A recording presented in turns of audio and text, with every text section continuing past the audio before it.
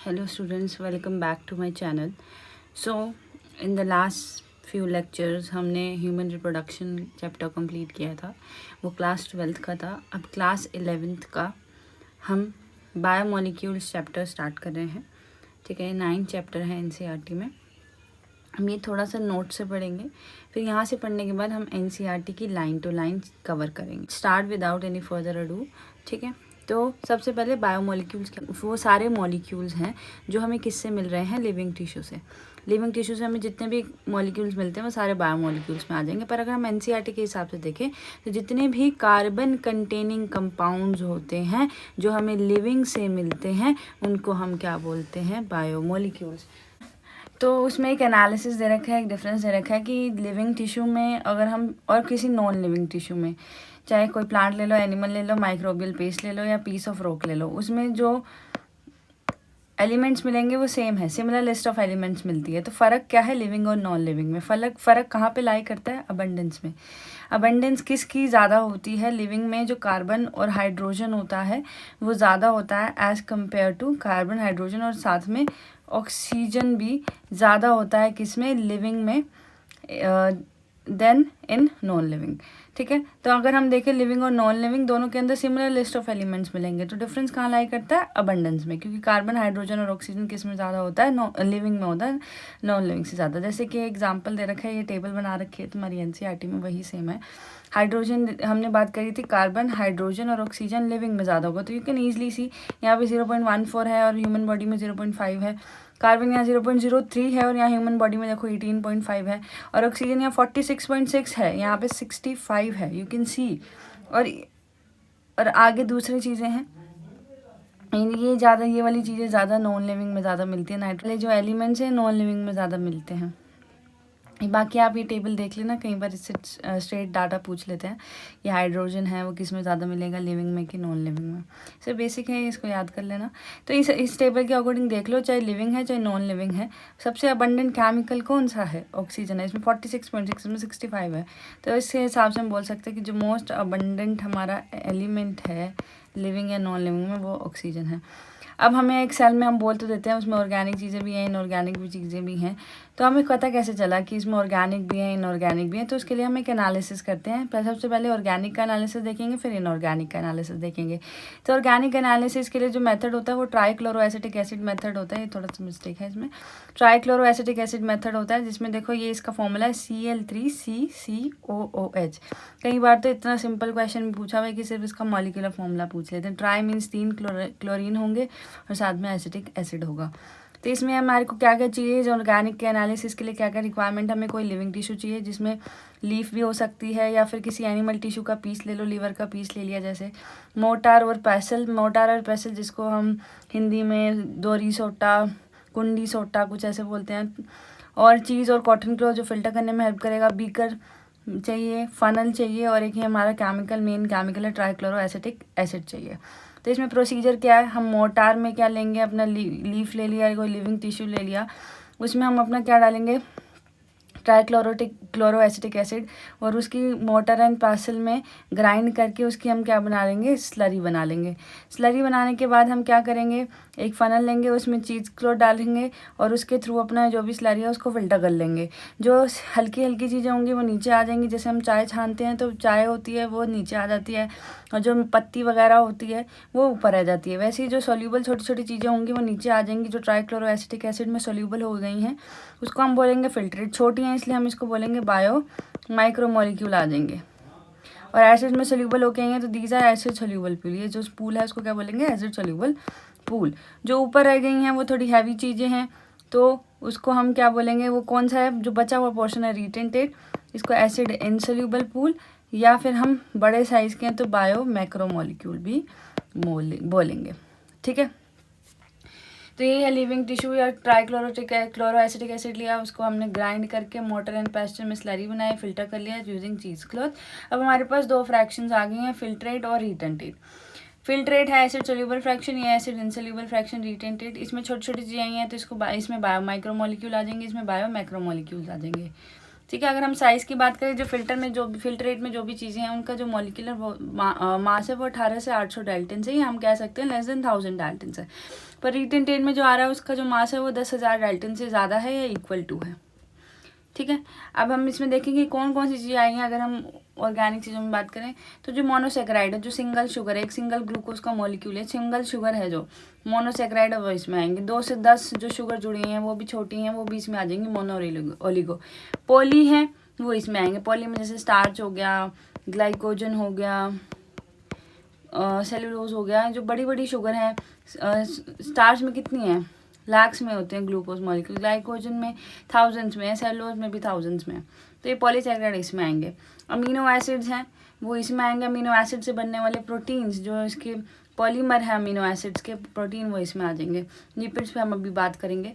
फिर जो nucleic acid है हमारा, उसमें जो न्यूक्लियोटाइड है, न्यूक्लियोसाइड्स हैं वो इसमें आ जाएंगे। जो पूरा का पूरा न्यूक्लिक एसिड है, डीएनए और आरएनए वो इसमें आ जाएंगे। और जो पूरा साइटोप्लाज्म में जो कंटेंट है ऑर्गेनेली को छोड़ के, जो वाटर है, जितने भी इनऑर्गेनिक एलिमेंट्स हैं, क्योंकि चाहे हम ऑर्गेनिक का एनालिसिस कर रहे हैं पर इनऑर्गेनिक चीज़ें कहीं जाएंगी तो नहीं ना, सेल में ही होंगी ना, तो इनऑर्गेनिक एलिमेंट्स इसी में आ जाएंगे और वाटर वगैरह भी इसमें आ जाएगा। जो बड़ी बड़ी ऑर्गेनेलीज हैं वो हमारी किस में आएंगी, एसिड इनसॉल्युबल पूल में। और जो भी बड़े बड़े मैक्रोमोलिक्यूल है साइटोप्लाज्म में वो सब कुछ इसमें आ जाएगा। अब आई बात लिपिड की। जो लिपिड है इसका साइज 800 डाल्टन से कम है, बट फिर भी ये किस में मिल रही है हमें, रिटेंटेट में। क्यों? क्योंकि जब हमने इसको ग्राइंड किया, क्योंकि हमें पता है कि जो हमारी जो प्लाज्मा मेम्ब्रेन में जो लिपिड की बाइलेयर प्रेजेंट होती है, इसमें 2 पार्ट्स होते हैं, आपने सेल वाले चैप्टर में पढ़ा होगा। इसके पास ऐसे 2 टेल है, ठीक है, फैटी एसिड्स हैं जो क्या है, हाइड्रोफोबिक, और ऊपर एक हेड है जिसको हम बोलते हैं हाइड्रोफिलिक। तो अब ये हाइड्रोफोबिक वाले एंड तो वाटर के कांटेक्ट में नहीं आएंगे, तो क्या होगा, जो हाइड्रोफोबिक वाले एंड है वो अंदर आ जाएंगे और हाइड्रोफिलिक वाले एंड्स बाहर चले जाएंगे, और ये सारी मिलके क्या बना लेंगे, वेसिकल्स बना लेंगे। और वेसिकल्स ये साथ में आने की वजह से, वेसिकल बनाने की वजह से इसका साइज बढ़ जाएगा और ये हमें रिटेंटेट वाले सेक्शन में मिलेंगे, नॉट इन फिल्ट्रेट वाला सेक्शन। ठीक है। जब हमने लिपिड को ग्राइंड किया तो जो प्लाज्मा मेम्ब्रेन में हाइड्रोफोबिक एंड हाइड्रोफिलिक एंड्स होने की वजह से उन्होंने वेसिकल बना ली, और वेसिकल का साइज बड़ा होता है जिसकी वजह से वो एसिड इनसोल्यूबल पूल में आ रहा है, not in acid soluble pool. तो हम ये बोल सकते हैं कि lipids are not strict bio macromolecules. तो मैं आपको यहाँ लिख देती हूँ कि जो लिपिड्स हैं वो स्ट्रिक्ट बायो मॉलिक्यूल नहीं है। So lipids are not strict bio macro molecule. Size इनका 800 डाल्टन से कम ही है, बस अब due to the formation of vesicles ये रिटेंटेट में मिल रहे हैं। अब इसके बाद हम इनऑर्गेनिक का अगर एनालिसिस करें तो उसके लिए जो मेथड होता है उसको हम ऐश एनालिसिस या डिस्ट्रक्टिव मेथड भी बोलते हैं।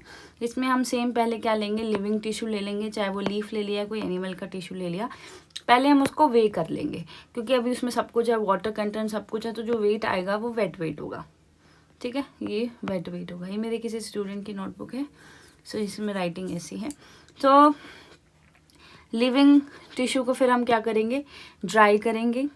ठीक है, अब ड्राई करेंगे मतलब उसको हम ड्राई कर दिया तो इसमें से वाटर इवेपोरेट हो गया, तो जो वेट आएगा अब क्या होगा, वो ड्राई वेट होगा।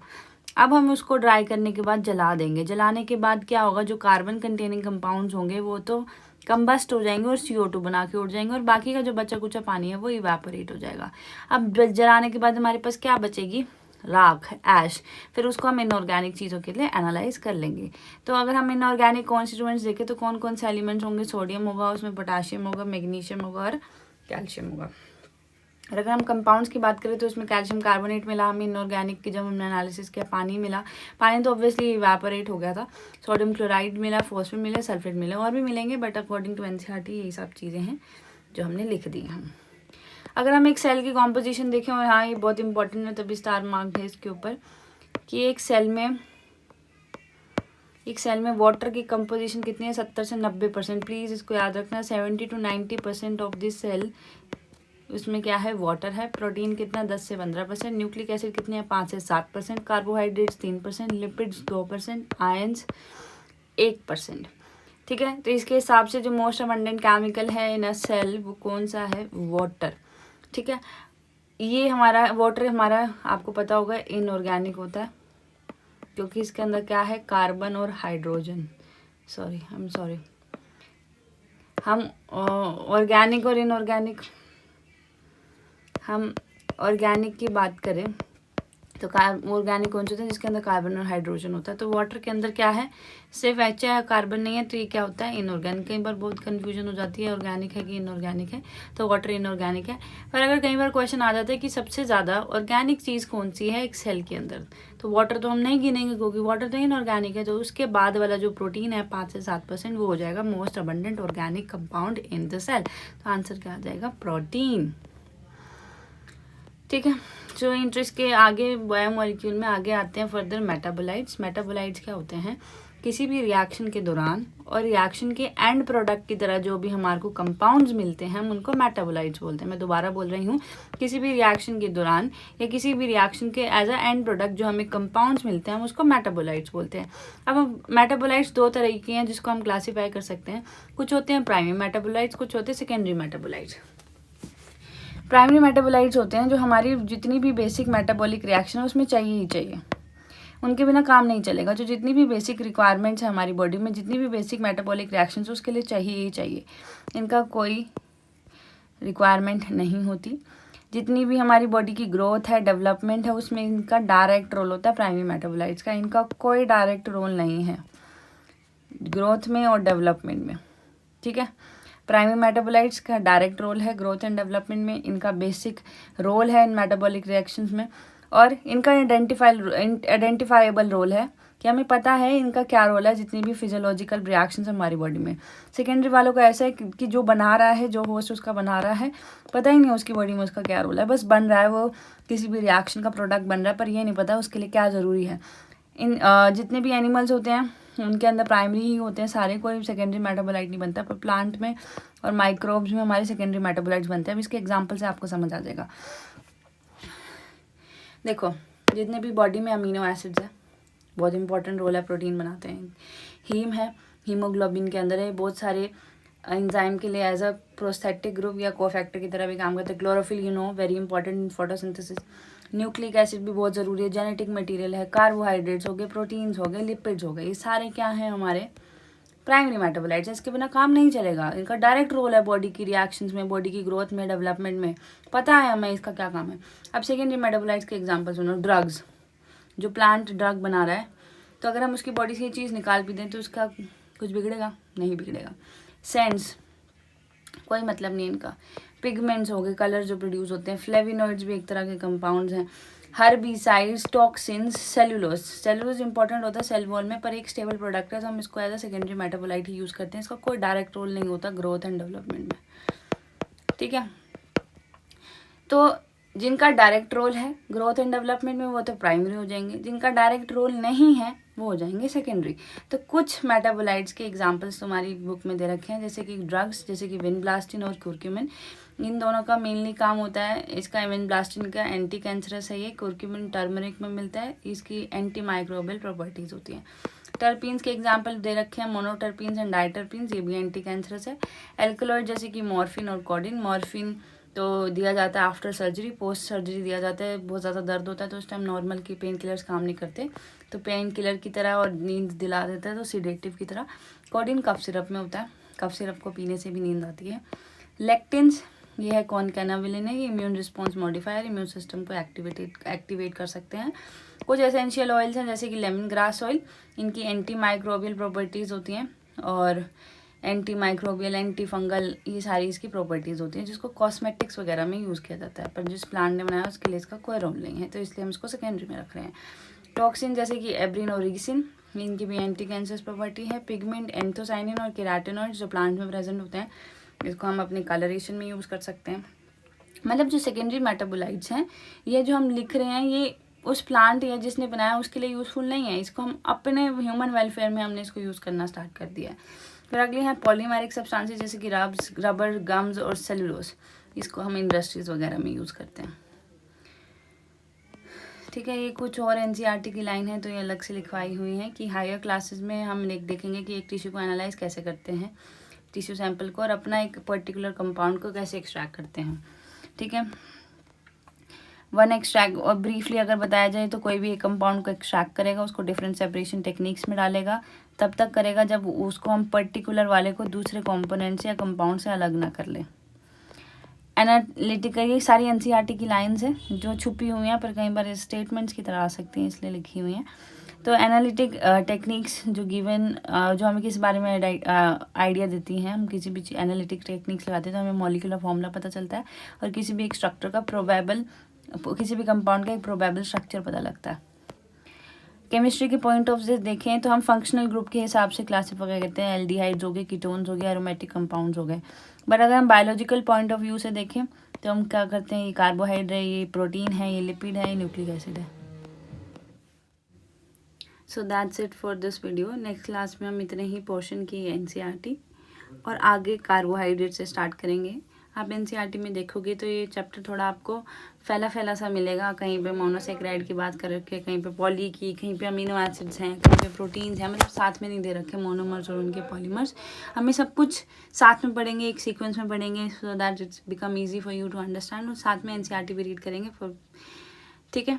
तो इस वीडियो के लिए बस यहीं तक है। नेक्स्ट वीडियो में हम कार्बोहाइड्रेट पढ़ेंगे, फिर उससे नेक्स्ट वीडियो में हम अमीनो एसिड्स और प्रोटीन्स के बारे में पढ़ेंगे। So till then take care, bye bye.